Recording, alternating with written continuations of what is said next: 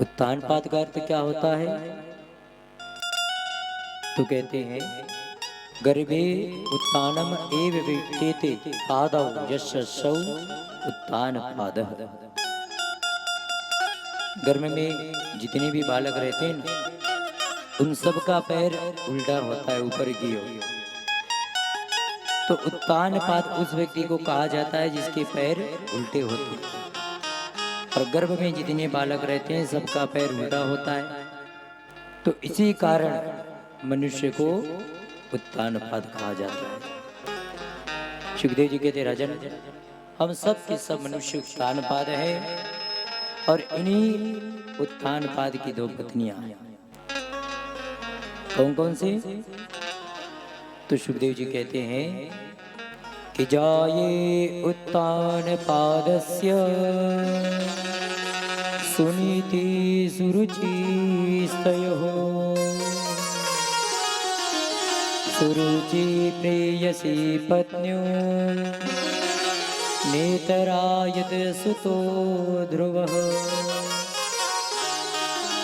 सुखदेव जी कहते राजन, उत्तानपाद की दो पत्नियां थी। बड़ी का नाम था सुनीति और छोटी का नाम था सुरुचि। तो सुनीति उनको कहा जाता है जो सुंदर नीति से चले, जो शास्त्रों के, वेद के, धर्म के बात पर चले, ऐसी स्त्री को सुनीति कहा जाता है।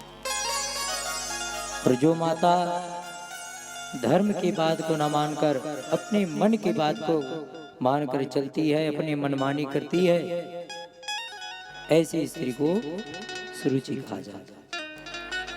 सुखदेव जी कहते राजन, हमारी भी दो पत्नियां हैं, एक है सुनीति और दूसरी है सुरुचि।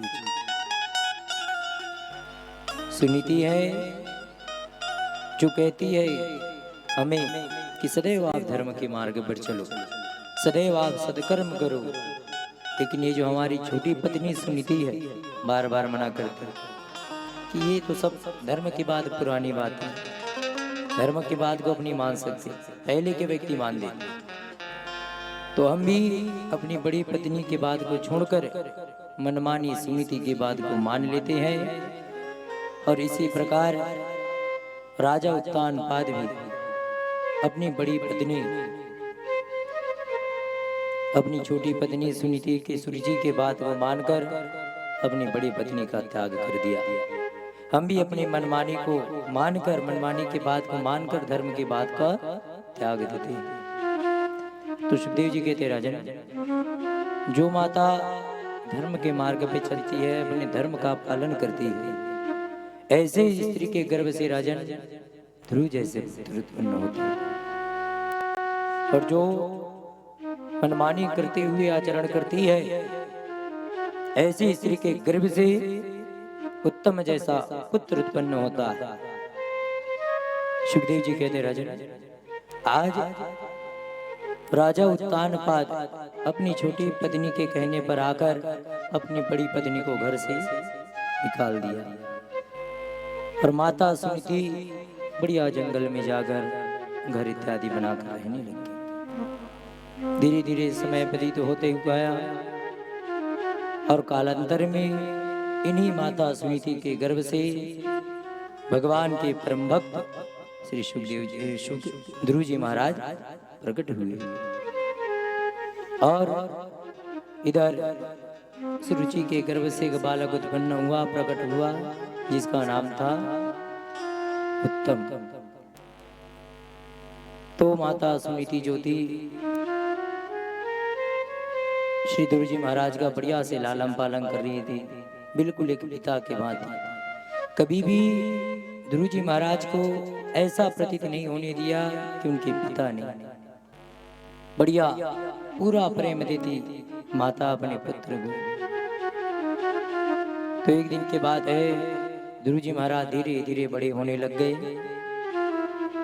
तो ध्रुव जी महाराज अपने मित्रों के साथ खेला करते थे। तो जैसी संध्या होती, इनके जितने भी मित्र थे उन सब के पिताजी आते और अपने अपने बच्चों को अपने अपने गोद पर उठा कर ले जाते। तो ध्रुव जी महाराज प्रत्येक दिन देखते कि मेरे जितने भी मित्र हैं उन सब के पिता रोज उनको लेने के लिए आता था, लेकिन मेरे पिता मुझे लेने के लिए क्यों नहीं आता। आज ध्रुव जी महाराज के मन में यह प्रश्न जागृत हुआ। ध्रुव जी सोचने लग गए कि आखिर मेरे पिता है कौन, मुझे क्यों नहीं लेने लाता। और आज ध्रुव जी महाराज के मन में प्रश्न जागृत हुआ कि मेरे पिता कौन है, मैं उनसे मिलना चाहता। तो आज ध्रुव जी महाराज भगते भगते अपने घर गए और दौड़ते दौड़ते गए। माता सुनीति भोजन बना रही थी, माता को पीछे से जाकर पकड़ लिए। आज ध्रुव जी माता सुनीति से कहते, मैया एक बात पूछूं। सुनीति मैया कहती, बेटा क्या बात है, पूछ। तो आज ध्रुव जी महाराज कहते, मैया आप ये बताइए कि मेरे पिता कौन है, मैं अपने पिता के विषय में जानना चाहता था। मैया ध्रुव जी महाराज को गोद पर बिठाए और गोद पर बिठाने के पश्चात माता सुनीति कहती, बेटा तुझे किस चीज की आवश्यकता है, ध्रुव तू मुझे बता, तुझे जिस चीज की आवश्यकता होगी वो चीज मैं तुम्हें प्रदान कर दूंगा। क्या चाहिए ध्रुव तुझे बता। तो ध्रुव जी कहते, माँ मुझे कुछ नहीं चाहिए, मैं तो केवल अपने पिता से मिलना चाहता हूँ। मैं जानना चाहता हूँ कि मेरे पिता कौन है। जिद करने लग गए और जैसे बालक जिद करने लग गए तो आज माता सुनीति ध्रुव जी के पिता के विषय में बताए। माता सुनीति कहती, बेटा ध्रुव, जो यहाँ का राजा है ना उत्तानपाद, वे तुम्हारे पिता है। और जैसे ध्रुव जी महाराज को पता चला क्या कि यहाँ के महाराज मेरे पिता है, ध्रुव जी बड़े गदगद हो गए। ध्रुव जी अपनी माता से कहते, मैया एक बार अपने पिता से मिलना चाहता, मैं भी एक बार अपने पिता के गोद में बैठना चाहता।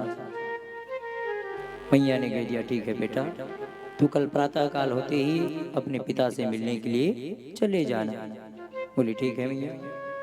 इस प्रकार रात भर बढ़िया विश्राम किए ध्रुव जी महाराज। और जैसे ही प्रातः काल हुआ, आज ध्रुव जी महाराज बढ़िया नहाए धोए, स्नान ध्यान किए और स्नान ध्यान करने के पश्चात आज ध्रुव जी महाराज अपने पिता से मिलने के लिए निकल गए।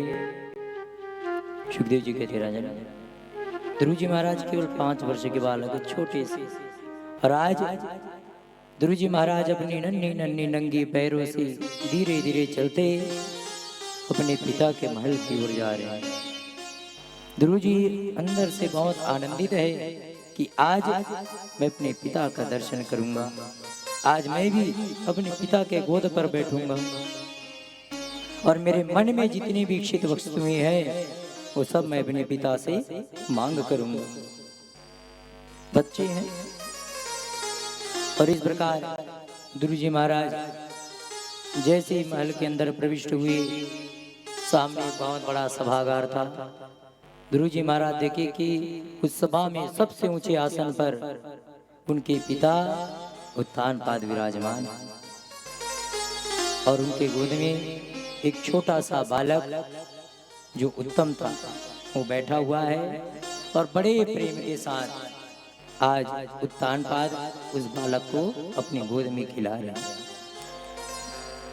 और जैसे ही आज ध्रुव जी महाराज अपने पिता को दूर से देखे गदगद हो गए और अपने पिता को आलिंगन करने के लिए दोनों हाथ फैलाकर आज ध्रुव जी महाराज उनके सिंहासन की ओर बढ़े। और जैसे ध्रुव जी महाराज भगते भगते अपने पिता के गले से लगाने वाले थे, अपने पिता के गोद पर जैसे ही बैठने वाले थे ध्रुव जी महाराज, तो इसी समय जो इनकी सौतेली माता थी सुरुचि उनके हाथ को पकड़ ली और हाथ को पकड़कर झटकारते हुए कहती, अरे बालक तू है कौन और तू महाराज की गोद पर बैठने का प्रयास करता, कौन है तू। और जब इस प्रकार के कटु वचन आज माता सुरुचि ध्रुव जी महाराज को बोले, ध्रुव जी के मन में जितना भी आनंद था, जितना भी प्रसन्नता था, एक क्षण में सब समाप्त हो गया। ध्रुव जी हाथ जोड़कर कहने लगे, मैया ये मेरे पिता हैं और मैं इनके गोद पर बैठना चाहता। तो माता सुरुचि कहती, अच्छा तू सुनीति का पुत्र है? बोले हाँ मैया, मैं सुनीति माता का पुत्र हूँ। सुरुचि बड़े कटु वचन के साथ, अरे ध्रुव, अरे वो तो हमारे महल की दासी थी, तू तो एक दासी का पुत्र है और दासी के पुत्र में इतनी सामर्थ्य नहीं है कि महाराज के गोद पर बैठ सके। ध्रुव, तू महाराज के गोद पर बैठने का अधिकारी नहीं है। ध्रुव, ये जो तुम्हारा मनोरथ है बड़ा दुर्लभ है, दुर्लभे अर्थे मनोरथ। ध्रुव, ये तुम्हारा मनोरथ बहुत दुर्लभ है, यह पूर्ण नहीं हो सकता। आज ध्रुव जी कहने लगी, मैया मैं आपके सामने हाथ जोड़ता हूं, मेरी एक ही विनती है कि एक बार, केवल एक बार मैं अपने पिता के गोद पर बैठना चाहता, उसके बाद मैं यहाँ से चला जाऊंगा। तो आज माता सुरुचि बड़े कटु वचन में कहती है, ध्रुव, यदि तू महाराज के गोद पर बैठना चाहता है तो केवल एक ही उपाय। बोले क्या? तो बोले जा और जाकर तू तपस्या कर। तपसा आराध्य पुरुषम तत्सैवानुग्रहेण में गर्भे त्वं साधयात्मानम यदि इच्छसि निर्पासनम। ध्रुव, यदि तू महाराज के गोद पर बैठना ही चाहता है तो जा और जाकर तपस्या कर, और जब तपस्या करके उस नारायण को, परम पुरुष को तो प्रसन्न कर लेगा तो उससे तू आशीर्वाद मांगना, प्रभु मैं इस जन्म के पश्चात अगले जन्म में आप मुझे माता सुरुचि के गर्भ से जन्म देना। और जब ध्रुव, जब तू मेरे गर्भ से जब जन्म लेगा तब तू महाराज के गोद पर बैठने का अधिकारी है, अन्यथा तू इनके गोद पर नहीं बैठ सकता, जा यहां से।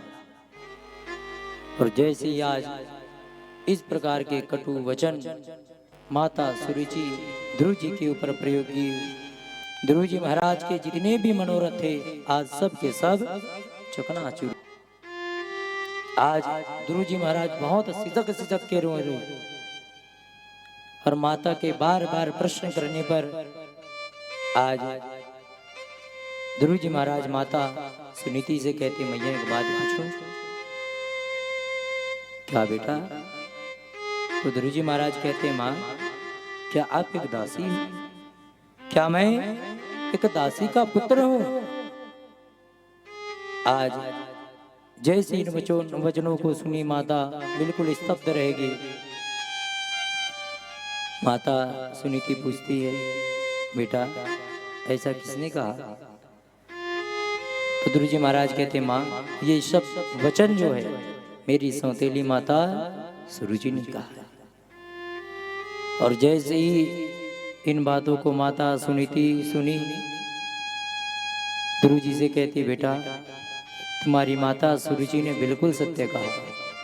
सत्यम सुरुच्या भीतम भवान में यदुर्भगाया उदरे गृहीत है। ध्रुव, तुम्हारी माता सुनीति ने तुमको बिल्कुल सत्य कहा कि तू एक दुर्भाग्यशालिनी के गर्भ से जन्म लिया। देखिए सज्जनों, आज माता सुनीति कितना सुंदर अपने पुत्र को संस्कार दे रही है। माता सुरुचि ने इतने कटु वचन बोले, फिर भी माता सुनीति के प्रति, सुरुचि के प्रति माता सुनीति किसी भी प्रकार के कटु वचन का प्रयोग नहीं कर रही। माता सुनीति कहती है, बेटा ध्रुव, तुम्हारी माता सुरुचि ने बिल्कुल सत्य ही तो कहा। मैंने बेटा कभी भी अपने आप को सौभाग्यशाली नहीं माना, लेकिन ध्रुव तुम्हारी माँ को तो देख। अरे मैं तुम्हारी सगी माँ होने के पश्चात भी मैं तुम्हारे पिता के विषय में भी ठीक से नहीं बता पाई। तू सदैव पूछा करता था कि मेरे पिता कौन है, और मैं कभी ठीक से बता भी नहीं पाई कि ध्रुव तेरा पिता कौन है। लेकिन ध्रुव तू देख तो सही तुम्हारी सौतेली माँ ने तुझे पिता के विषय में नहीं अपितु परम पिता के विषय में बता दिया, और वो अपने बेटा को नहीं कही बल्कि तुमको कही है। अरे ध्रुव, ये तो बहुत सौभाग्य की बात है कि मैंने नहीं कहा, तुम्हारी सौतेली माँ ने कह दिया। तो इसलिए बेटा ध्रुव, तू अपने सौतेली माँ पर गुस्सा मत करना, और यदि तू सत्य में मेरा पुत्र है तो जा, और जाकर तू अपनी सौतेली माता के वचन को पूर्ण करके दिखा, और जा तो तपस्या करके उस नारायण को प्रसन्न कर। अब ध्रुव जी महाराज तो खड़े हो गए। ध्रुव जी महाराज सोचने लग गए कि अब मैं उस नारायण को प्रसन्न करके अवश्य दिखाऊंगा। तो आज मैया कहती, बेटा तू जा, और जाकर उस विष्णु को प्रसन्न कर ले, तुम्हारी सारी मनोकामनाएं पूर्ण हो जाएगी। और जैसे ये सुने तो आज ध्रुव जी महाराज अपनी माता से कहते, मैया आप ये तो बताइए वो विष्णु कहाँ निवास करते? मैया विष्णु कहाँ रहते? तो मैया हंसते हुए कहती, बेटा वो विष्णु कहाँ निवास नहीं करते, हरि व्यापक सर्वत्र समाना। ध्रुव, वह हरि तो प्रत्येक जगह व्याप्त है, कण कण में व्याप्त है। जले वै विष्णु, स्थले वै विष्णु, विष्णु पर्वत मस्तके, ज्वालामाला कुले विष्णु, सर्वं विष्णुमयम जगत। ध्रुव, जल भी विष्णु है, स्थल भी विष्णु है, ये सारे पर्वत पहाड़ भूमि कण पेड़ पौधे सारे के सारे सब विष्णु है। तो बेटा वह विष्णु कण कण में व्याप्त है, तुझे कहीं जाने की आवश्यकता नहीं। तो आज ध्रुव जी महाराज कहते, मैया जब वो विष्णु कण कण में व्याप्त है तो हमको दिखाई क्यों नहीं देते? दिखाई तो देना चाहिए। मैया हंसते हुए कहने लगी, ध्रुव, इस संसार में कई ऐसी वस्तुएं हैं, चीज है बेटा, जो इन आंखों से दिखा नहीं जा सकता। ध्रुव, पुष्प में कितना सुंदर सुगंध होता है, लेकिन कभी सुगंध को क्या देखा जा सकता है? नहीं देखा जा सकता, लेकिन सुगंध को अनुभव तो किया जा सकता है। ध्रुव, जब दूध को जमाया जाता है तब दही बनता है, और उसी दही का जब मंथन करते हैं तो उस दही से नवनीत निकलता है, मक्खन। तो क्या दूध के अंदर मक्खन तो है, लेकिन क्या मक्खन दिखाई देता है? ध्रुव जी कहते, नहीं, मक्खन तो दिखाई नहीं देता। तो ये मक्खन दिखाई कब देता है? जब दूध को जमाया जाता है, और जमा कर जब उसका मंथन किया जाता है, तब उनके अंदर से जो मक्खन होता है वो निकलता है। उसी प्रकार माता कहती, बेटा ध्रुव, वो परमात्मा हम सब के अंदर है, तो हमको भी यदि उस परमात्मा का दर्शन करना है तो हमको भी अपने मन रूपी जो दधी है उसको खूब मंथना पड़ेगा हरि नाम से, और जब इतना मंथन होगा तब जाकर वो हरि हमारे हृदय में आकर स्थापित होंगे। अब तो ध्रुव जी मन में सोच लिए कि चाहे कुछ भी हो जाए, लेकिन अब मैं उस परमात्मा को प्राप्त करके रहूंगा। और आज ध्रुव जी अपनी माता जी से हाथ जोड़े और कहते, माँ अब आप मुझे आज्ञा दीजिए, मैं अब उस परमात्मा को प्राप्त करने के लिए जा रहा हूं। और इस प्रकार ध्रुव जी महाराज आज भगवान से आशीर्वाद लेकर घंघोर जंगल में चले गए। ध्रुव जी महाराज और भयंकर घंघोर जंगल में जाकर ध्रुव जी महाराज खड़े हो गए। अब ध्रुव जी महाराज सोचने लगे कि हे भगवान, मैं इतने घंघोर जंगल में तो आ तो गया, लेकिन अब उस परमात्मा को प्राप्त कैसे करूं, कैसे पूजा पाठ करूं, मुझे तो कुछ ज्ञात नहीं। तो इस प्रकार नारद जी इस प्रकार से ध्रुव जी महाराज सोच ही रहे थे कि उसी समय अचानक वहीं से देवर्षि नारद जी महाराज जा रहे थे। और जैसे नारद जी महाराज जा रहे थे तो नारद जी की दृष्टि आज ध्रुव जी महाराज के ऊपर पड़ी। नारद जी देखे कि छोटा बालक है कौन जो इतना घंघोर जंगल में आज आया हुआ है, बिल्कुल छोटा सा बालक। सुखदेव जी कहते, राजन आज इतने बड़े दिव्य संत अकस्मात ध्रुव जी महाराज को मिल गए। अरे इतना बड़ा संत व्यक्ति को अकस्मात थोड़ी मिलते हैं भैया। संत का दर्शन कब होता है? बोले बिनु हरि कृपा मिले ही नहीं संता। जब तक हरि की कृपा नहीं होगी तब तक हमको संत का दर्शन नहीं होगा। और आज ध्रुव जी महाराज को बिल्कुल सच्चे सदगुरु के रूप में आज नारद जी महाराज का दर्शन हुआ है। और नारद जी महाराज कोई छोटे मोटे संत नहीं है, बड़े दिव्य संत है जिनका नाम है नारद। नारद किसे कहते हैं? नारद का अर्थ क्या होता है? नारद का बड़ा सुंदर अर्थ होता है। प्राय हम लोग यही कहते हैं कि जो इधर की बात को उधर करे वही नारद है। लेकिन हमारे शास्त्रों में नारद जी को बहुत सम्मान मिला। अरे भगवान के 12 महाभक्तों में दूसरे नंबर के भक्त हैं नारद जी महाराज। तो बताइए, तो नारद जिनको कहा जाता है तो कहते हैं अरम अल्पम न अरम अनल्पम तद ददाति इति नारदम। कहा जाता है कि इस संसार में तुच्छ वस्तु को कोई भी दे सकता है, सोना चांदी हीरा मोती, लेकिन नारद जी महाराज ये तुच्छ वस्तु नहीं देते, बल्कि नारद जी ऐसी वस्तु देते हैं जो जीवन पर्यंत उसका काम आए। नारद जी सोना चांदी नहीं देते, बल्कि नारद जी सीधा भगवान से मिला देते। और कहा जाता है जिसको जिसको नारद का दर्शन हुआ है, गारंटी से उसको परमात्मा का दर्शन हुआ ही हुआ है। आज नारद जी महाराज ध्रुव जी के पास आए। ध्रुव जी से पूछे, बेटा तू है कौन और इतने घंघोर जंगल में तू कर क्या रहा है? ध्रुव जी अपनी सारी बात बता दिए। और जैसे नारद जी को सारी बात पता चली, नारद जी तो गदगद हो गए। अहो तेज क्षत्रियाणाम मान भंगम अमृष्यताम। अरे धन्य है इस क्षत्रिय के तेज को, क्षत्रिय के बच्चे को, जो इतना छोटा सा बालक और आज माता के वचनों से इतना आहित हो गया कि आज घर को छोड़कर ये तपस्या करने आया। धन्य है ये बालक। नारद जी सोचे ये घर छोड़कर तो आ गया, लेकिन प्राय संसार में व्यक्ति घर जल्दी छोड़ देते, कोई कष्ट आता। तो क्या ध्रुव सच में घर को छोड़कर आया है कि अभी भी इसके मन में घर के प्रति थोड़ा प्रेम है? नारद जी परीक्षा लेने लग गए। देखिए सज्जन, पहले के समय में ना जो संत होते थे वो जल्दी चेला नहीं बनाते थे, खूब ठोंक बजा लेते थे। और जब लगता था कि ये सच्चा पात्र है, तब पहले के संत चेला बनाते थे।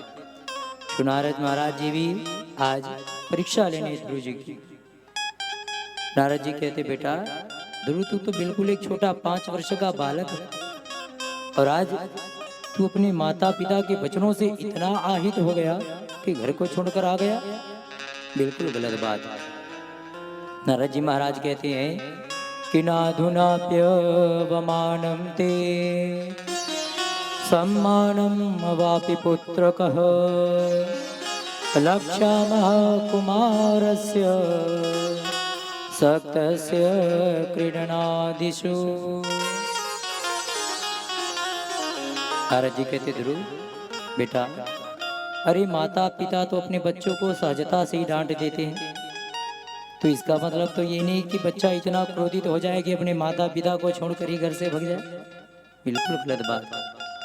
बेटा अभी तू जा, ध्रुव अभी तुम्हारी ये तपस्या करने की उम्र नहीं है। तो व्यक्ति वृद्ध हो जाता है ना बेटा, तब व्यक्ति तपस्या करता है, पूजा पाठ। अभी तो केवल एक 5 वर्ष का बालक है ध्रुव। अभी तू जा, तुम्हारी खेलने कूदने की उम्र। जब तू वृद्ध हो जाएगा तब तू तपस्या करने आना। ध्रुव तू जिस परमात्मा को प्राप्त करना चाहता है ना, उस परमात्मा को प्राप्त करना कोई सरल बात नहीं है ध्रुव। अरे उस परमात्मा को प्राप्त करने के लिए बड़े बड़े योगी धर्मात्मा तपस्या कर कर के परेशान हो जा रहे हैं कि उस परमात्मा का एक बार दर्शन हो जाए। तो ध्रुव, जब बड़े बड़े योगियों को इस परमात्मा का दर्शन नहीं हुआ बेटा, तो तू तो केवल एक 5 वर्ष का बालक है, भला तुझे कैसे दर्शन हो जाएगा। मुनियः पदवीं यस्य निसंगो नोरु जन्मभि न विदुर मृगयंतोपि तीव्र योग समाधिना। ध्रुव, जब बड़े बड़े संतों को उसका दर्शन नहीं हुआ, तू तो केवल एक छोटा सा 5 वर्ष का बालक है, भला तुझे कैसे भगवान दर्शन दे देंगे। इसलिए तू अभी जा, जब तू बड़ा हो जाएगा तब तपस्या करने आना। और जैसे ही आज ध्रुव जी महाराज नारद जी महाराज के वचनों को सुने, तो आज ध्रुव जी हाथ जोड़कर नारद जी से कहते, प्रभु यदि आपको उस परमात्मा को प्राप्त करने का यदि मार्ग पता हो तो मुझे बताइए, अन्यथा आप अपने रास्ते जाइए और मैं अपने रास्ते जाता हूं। क्योंकि यदि मैं उस परमात्मा को प्राप्त करने के संकल्प से निकला हूं, तो उस परमात्मा को प्राप्त करके ही रहूंगा, चाहे कुछ भी हो जाए। नारद जी समझ गए चेला पक्का मालूम पड़ रहा है, तो अब इनको गुरु दीक्षा देनी चाहिए। नारद जी गदगद हो गए, कहने लग गए, बेटा ध्रुव, अब मुझे पूर्ण रूप से विश्वास हो गया कि अब तू पक्का परमात्मा को प्राप्त करेगा। तो ध्रुव, आज मैं तुमको एक सुंदर मंत्र देता हूं, और उस मंत्र का तू जा बढ़िया से जाप कर। ध्रुव, इस मंत्र का तू नित्य प्रति जाप कर, मैं गारंटी से कह सकता हूं तुझे परमात्मा की प्राप्ति हो जाएगी।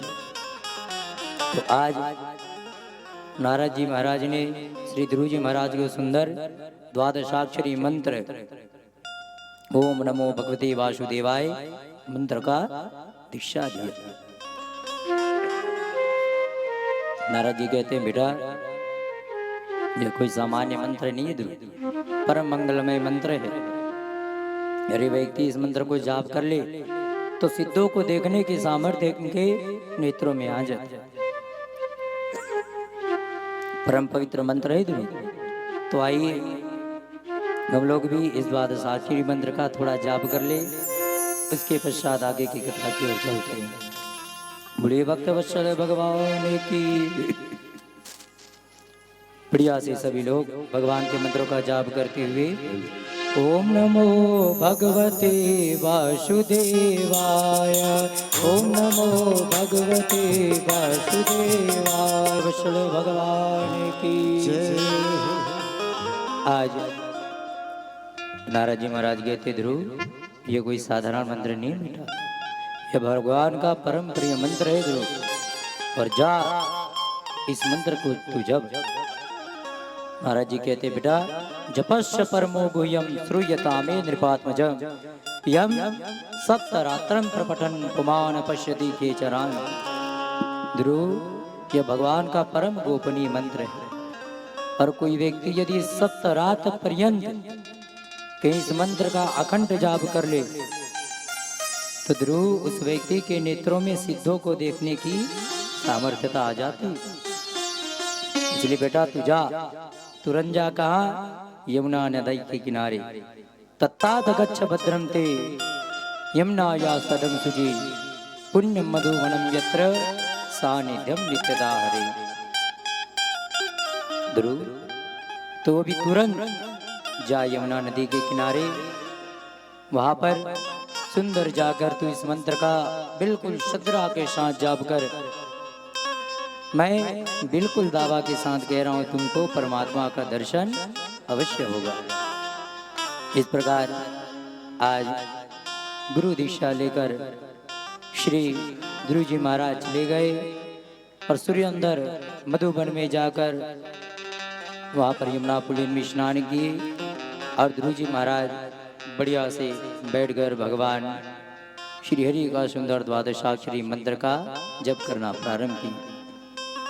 और जैसे जप करना प्रारंभ किए, तो जैसे पहले महीना जप प्रारंभ किए ध्रुव जी महाराज, तो सुखदेव जी कहते हैं कि त्रिरात्रांते कपित्थ बदरासना।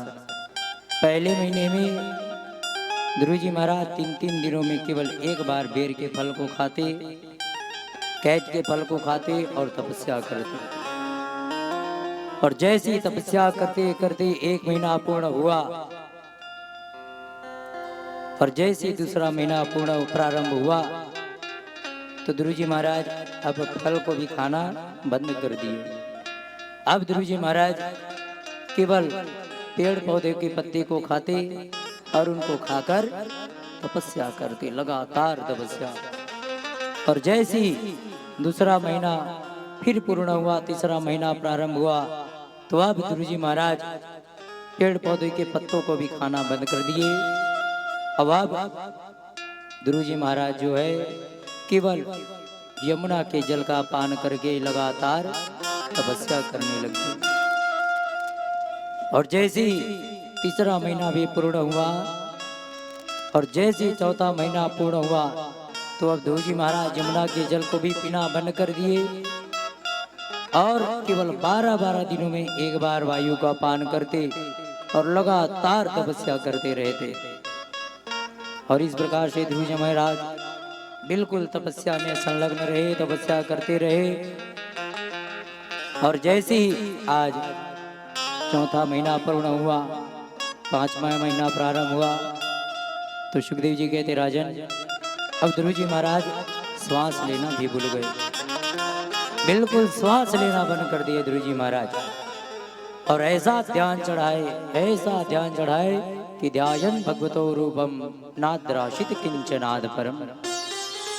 ऐसा ध्यान लगाए कि बिल्कुल आज जो भगवान हरि है उनका जो चित्र पटल है उनके पटल पर अंकित हो गया। ध्रुव जी महाराज को आज भगवान श्री हरि का सुंदर दृश्य उनके मस्तिष्क पटल पर परिलक्षित होने लग गया। और ऐसा तपस्या किए सुखदेव जी कहते राजन जितने भी देवी देवता थे सबके प्राण वायु अवरुद्ध हो गए ध्रुव जी की तपस्या को देखते। सारे देवी देवता बिल्कुल व्याकुल हो गए और बिल्कुल व्याकुल अवस्था में आज भगवान विष्णु के पास दौड़ते दौड़ते आए, बोले प्रभु त्राहि माम हमारी रक्षा कीजिए। भगवान बोले क्या हुआ भाई, क्या बात है? तो आज भगवान के सारे भक्त कहते प्रभु आज आपका एक भक्त बड़ा अद्भुत है, इतना तपस्या कर रहा है कि उनके तपस्या के प्रभाव से आज हमारे सभी जीवधारियों के प्राण वायु अवरुद्ध हो गए।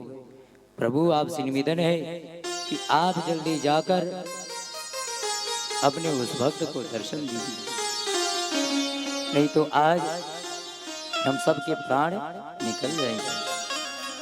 भगवान भी सोचने लगे कि ऐसा कौन भक्त है जो ऐसा तपस्या किया जो आज सभी देवी देवताओं के प्राण वायु अवरुद्ध हो गए। भगवान कहते नारद जी अब ऐसे भक्त को दर्शन देने मैं नहीं बल्कि स्वयं ऐसे भक्त का दर्शन करने के लिए मैं जाऊंगा। और आज भगवान सुंदर अपने गरुड़ वाहन पर आरूढ़ हुए और भगवान चतुर्भुज रूप में आज ध्रुव जी महाराज के समक्ष प्रकट हो गए।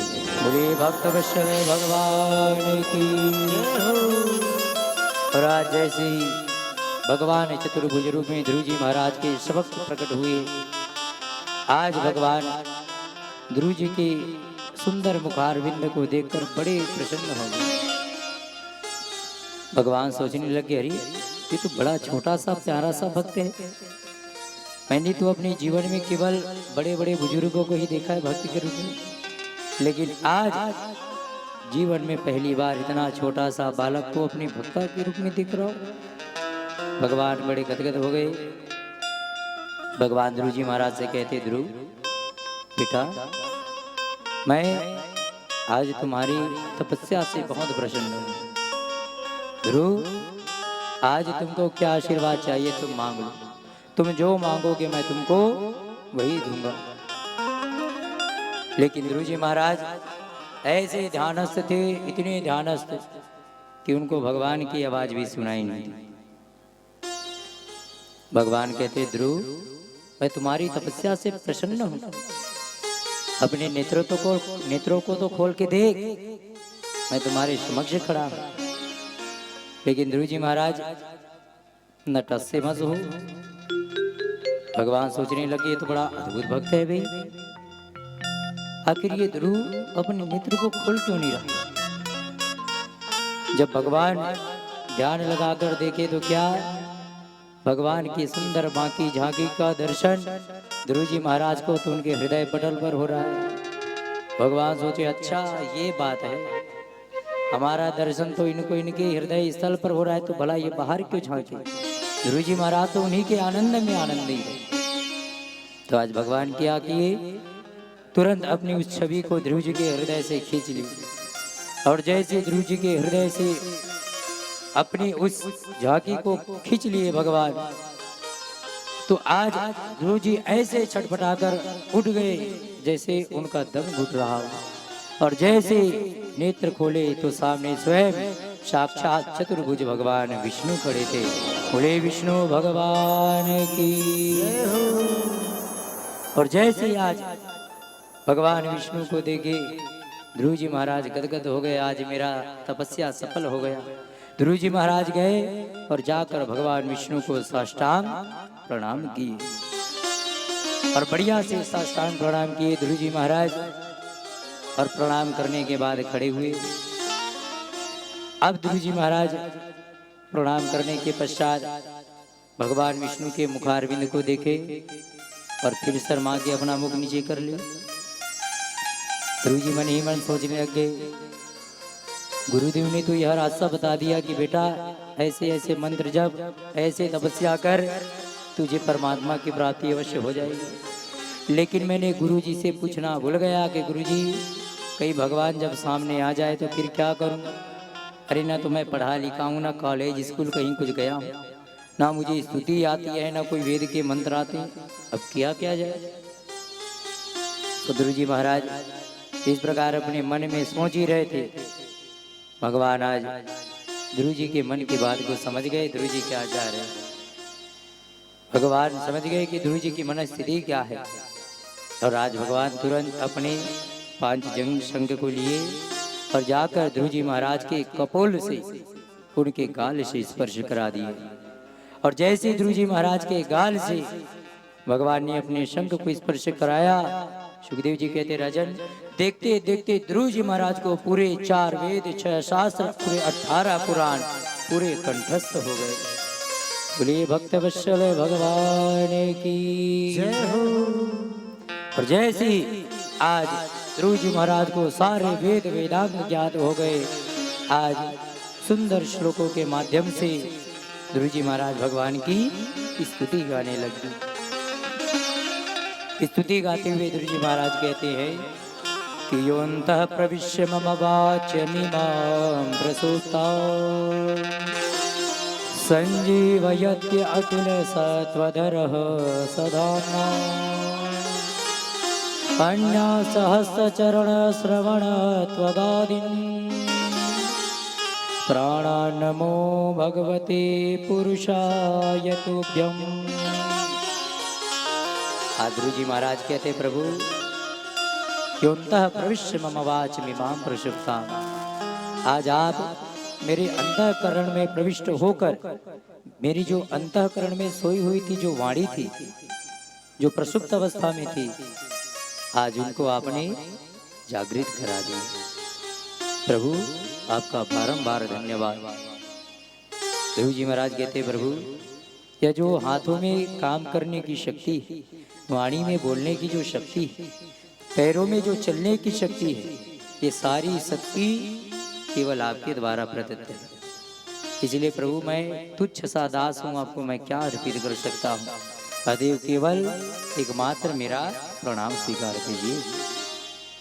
आज भगवान श्री हरि ध्रुव जी महाराज से कहते ध्रुव आज मैं तुमसे बहुत प्रसन्न हूँ पुत्र, आज तुम्हारे मन में जो भी इच्छा है, जो भी आशीर्वाद चाहिए तू मांग ले, अवश्य तुझे दूंगा। ध्रुव जी हाथ जोड़कर कहते प्रभु आपकी इस बांकी झांकी को निहारने से पहले मेरे मन में बहुत कामना थी, मैं कुछ कामना ही लेकर आपके पास आया था तपस्या करने।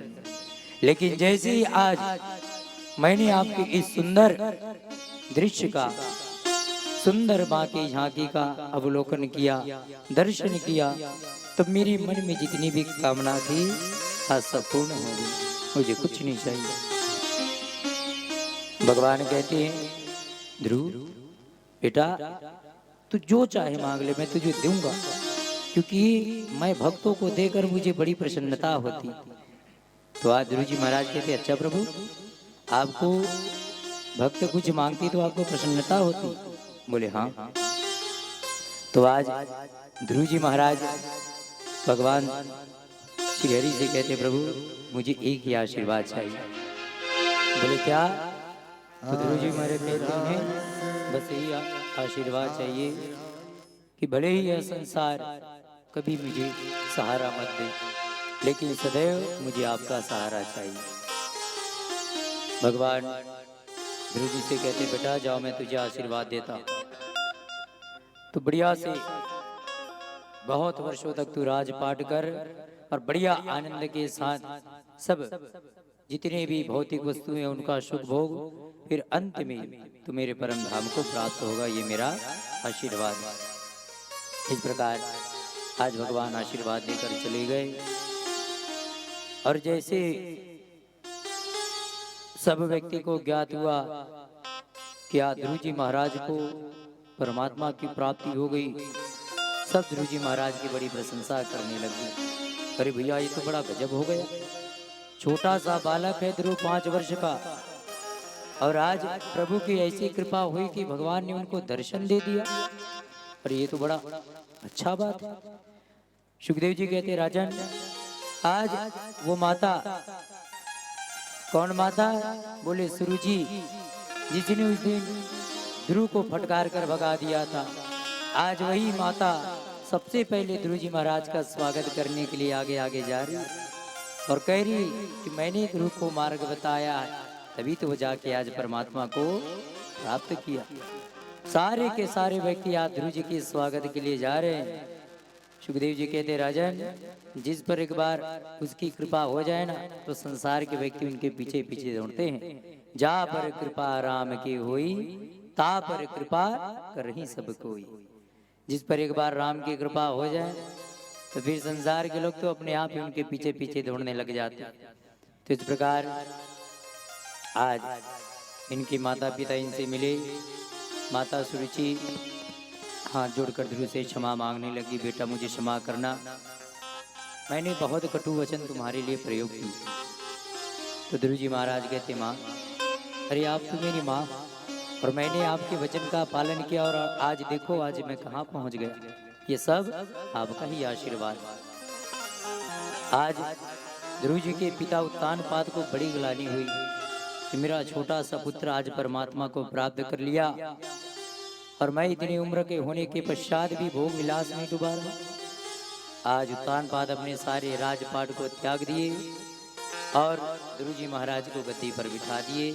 बोले बेटा तू गद्दी पर बैठ और बढ़िया से तू बढ़िया राजपाट का ध्यान रख, और अपना ये जो छोटा भाई उत्तम इसका भी ध्यान रखना, सौतेला मत समझना। और आज अपने सारे राजपाट को त्याग कर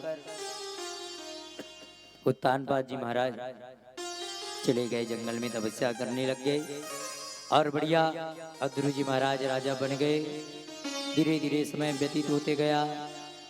आगे चलकर इनका विवाह हुआ भ्रमी और इला नाम की 2 स्त्रियों के साथ, और इनके कई पुत्र और पुत्री हुए, और बढ़िया सुंदर ध्रुव जी महाराज का परिवार का विस्तार होने लग गया। तो एक दिन की बात है, इनका जो छोटा भाई था उत्तम, एक दिन शिकार खेलने जंगल में गया, और जब शिकार करने जंगल में गया तो इनकी लड़ाई कुबेर के पुत्रों के साथ हो गई, और कुबेर के पुत्रों ने उत्तम को मार दिया। और जैसे उत्तम को मारा, ध्रुव जी महाराज को पता चला कि आज कुबेर के पुत्रों ने मुझे मेरे भाई को मार दिया। तो आज ध्रुव जी महाराज कुबेर की नगरी अलकापुरी पर आक्रमण कर दिए, और जैसे ही आक्रमण किए इतने क्रोध में भर गए ध्रुव जी महाराज कि देखते देखते हजारों यक्षों को मारकर रख दिए। और जैसे ही ध्रुव जी महाराज यक्षों के राजा कुबेर को मारने के लिए तलवार उठाए, उसी समय ध्रुव जी महाराज के दादाजी कौन, श्री मनु जी महाराज प्रकट हुए।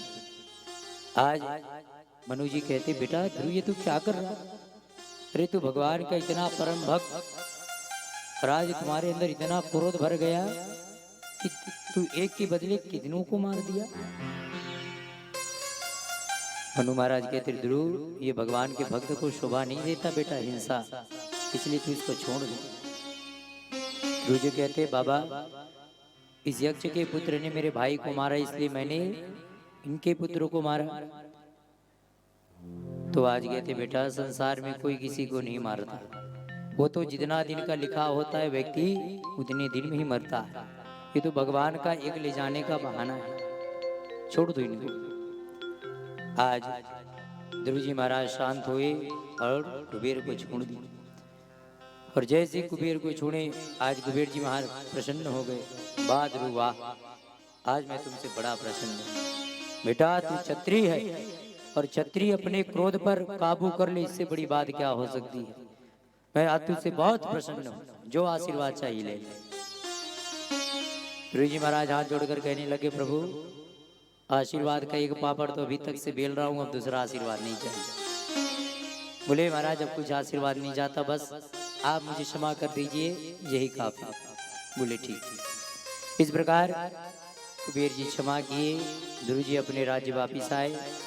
धीरे धीरे समय व्यतीत होते गया, 36,000 वर्ष व्यतीत हो गए ध्रुव जी महाराज को राज्य करते करते। और आज अंत में स्वयं भगवान के पार्षद जो है भगवान के विमान को लेकर ध्रुव जी महाराज को लेने के लिए उनके पास आए।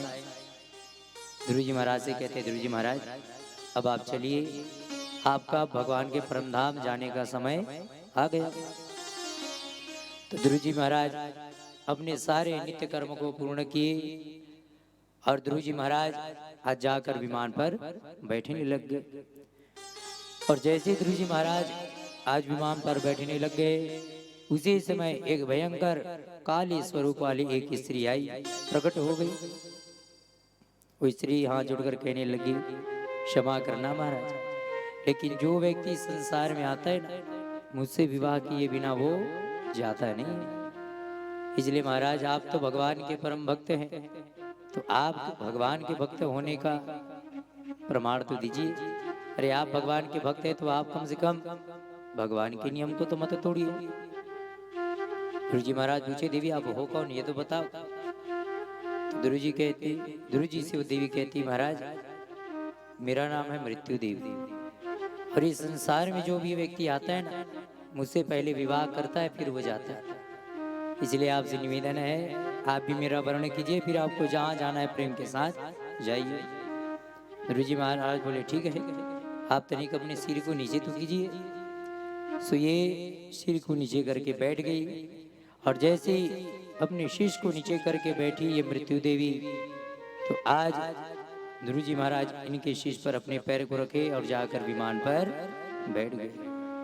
सुखदेव जी कहते राजन जो भगवान के भक्त होते हैं ना, इनको मृत्यु स्पर्श भी नहीं कर सकती। अरे भगवान के भक्त तो मृत्यु के शीश के ऊपर अपने पैर को रखकर भगवान के परम धाम जाते हैं, और आज ध्रुव जी महाराज भी मृत्यु के ऊपर अपने पैर को रखकर भगवान के सुंदर विमान में जाकर बैठ गए, और बढ़िया विमान आकाश मार्ग से जाने लग गए। और जैसे विमान आकाश मार्ग से ऊपर जाने लग गए, तभी ध्रुव जी महाराज को याद आने लग गया हे भगवान हम तो भगवान के परम धाम जा रहे हैं, लेकिन हमको इस संसार में लाने वाली जो मेरी माता है वो तो अभी भी इस संसार में, और अपने माता पिता को मोक्ष दिलाए बिना भला मैं कैसे जा सकता हूँ इस संसार से। सो ध्रुव जी महाराज पार्षद से कहते भैया तनिक 1 मिनट रुकिए, मुझे नहीं जाना अभी। बोले क्यों? बोले महाराज अभी मुझे जन्म देने वाली मेरी जननी अभी इस धरा में है, इसलिए मैं उनको मोक्ष प्रदान किए बिना पहले मैं स्वयं मुक्ति नहीं चाहता। और जैसे ये बात सुने भगवान के पार्षद हंसने लग गए, कहने लगे ध्रुव जी महाराज आप भी बड़े विचित्र हैं। ध्रुव, अरे जिस परिवार में तुम जैसा पुत्र हो जाए उस परिवार के आने वाली जो आगे की 7 पीढ़ी और पीछे की 7 पीढ़ी तर जाती है, और तुम अपने माता पिता की बात करते हो। अरे ध्रुव, तनिक अपने नजर को तो उठा के देखो ऊपर की ओर। और जैसे ध्रुव जी महाराज ऊपर की ओर अपने नेत्र को उठा कर देखे तो क्या आज इनकी माता ध्रुव जी महाराज से भी पहले भगवान के सुंदर पार्षदों के साथ बैठकर ध्रुव जी से पहले भगवान के परम धाम जा रही है। बोले भक्त वत्सल भगवान की जय हो। और आज बढ़िया ध्रुव जी महाराज भगवान के ध्रुव लोक पहुंचे, और जैसे ध्रुव जी महाराज पहुंचे आज स्वयं भगवान चतुर्भुज रूप में इनका स्वागत करने के लिए वहां पर प्रकट हुए। ध्रुव जी महाराज को गले से लगा लिए, पुत्र आज तुम्हारा स्वागत है। और भगवान आज ध्रुव जी महाराज को वहीं का जो है सिंहासन राजपाट दे दिए, और ध्रुव जी महाराज नित्य प्रति वहाँ का जो है बढ़िया से राजा बन गए ध्रुवलोक का। बोलिए भक्त वत्सल भगवान की। सुखदेव जी कहते राजन, इस प्रकार से आज ध्रुव जी महाराज केवल 5 वर्ष की उम्र में इनको परमात्मा की प्राप्ति हो गई। तो सुखदेव जी कहते राजन, ध्रुव जी महाराज की कथा से हमको यही शिक्षा मिलती है कि पूजा पाठ भक्ति यज्ञ तप करने का कोई उम्र नहीं होती। जब आपका मन लगे तभी से भगवान का पूजन पाठ प्रारंभ कर देना चाहिए। बुढ़ापे का कभी इंतजार नहीं करना चाहिए, कोई भरोसा नहीं जीवन का राजन। इसलिए जब मौका मिले तभी से पूजन पाठ भक्ति सब आरंभ कर दीजिए। सुखदेव जी कहते राजन, इन्हीं ध्रुव जी महाराज के वंश में आगे चलकर एक महाप्रतापी राजा हुए जिनका नाम पड़ा अंग। बड़े प्रतापी राजा अपने प्रजा का सदैव ध्यान रखा करते थे। और इन्हीं अंग का एक पुत्र था जिसका नाम था वेन। तो ये राजा अंगद जो था बड़ा धर्मात्मा था, लेकिन इसका जो बेटा था बेन बड़ा ही दुष्ट, बड़ा ही दुरात्मा था, सदैव कलंकित करते रहता अपने पिता को। एक दिन की बात है, सारी की सारी प्रजा आज राजा वेन के पास आए, राजा अंग के पास, और हाथ जोड़कर कहते हैं महाराज आपका ये जो पुत्र वेन है बड़ा दुष्ट है, हम सबको मारता है, सताता है। महाराज अरे आपके कुलों में तो इतना सुंदर सुंदर राजा हुए धर्मात्मा, लेकिन ये दुष्ट कैसे हो गया। आज जब अपने पुत्र के विषय में इस प्रकार के वचन को सुने राजा अंग बड़े दुखी हो गए। राजा अंग बड़े दुखी हो गए, रोने लग गए। राजा अंग सोचने लग गए भगवान ये कैसा पुत्र दे दिया जो मेरे पूरे कुल को ही डुबा रहा है। सुखदेव जी कहते राजन, केवल